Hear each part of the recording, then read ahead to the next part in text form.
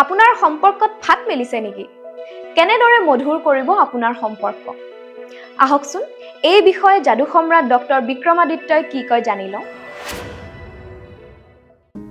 আপোনালোকৰ ঘৰৰ south east কৰ্নাৰত আপোনালোকৰ পৰিয়ালৰ ফটো নাইবা হাজবেণ্ড ৱাইফৰ ফটো যাৰ লগত আপোনালোকে সম্বন্ধটো সুন্দৰ কৰিব বিচাৰিছে তেওঁলোকৰ ফটো আপোনালোকে সাউথ ইষ্ট কৰ্নাৰত লগাব আৰু লাহে লাহে দেখিব যে সম্বন্ধটো মধুৰ হোৱা আৰম্ভ কৰিছে।